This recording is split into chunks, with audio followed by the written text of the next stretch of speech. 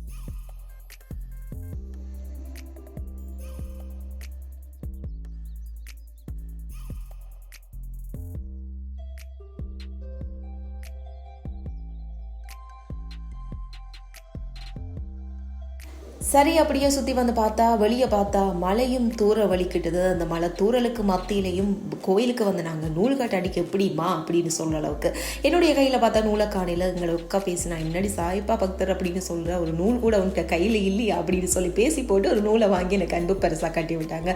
ரொம்பவே சந்தோஷமாக இருந்துச்சு அந்த தருணத்தை உணரும் போது. சரி, அதுக்கு பிறகு இந்த கோயிலுக்கு வந்தாலே இந்த புத்தகத்தை பார்ப்பாங்க. என்ன சாயப்பா எங்களுக்கு ஏதோ சொல்ல வாரார் அப்படின்னு சொல்லி ஒரு மேலே நம்பிக்கையில் கண்ணை மூடி சாயப்பாவை கும்பிட்டுட்டு அந்த புத்தகத்தை பார்த்தா எனக்கு ஒரு ஸ்டோரி சொல்லியிருந்தாரு. என்ன ஸ்டோரி அப்படின்னு சொன்னா, பூர்வ கலைவழியில் வரும் ஸ்ரீ சாயி ஸ்மரணம் செய்ய எல்லாமே சரியாயிடும்.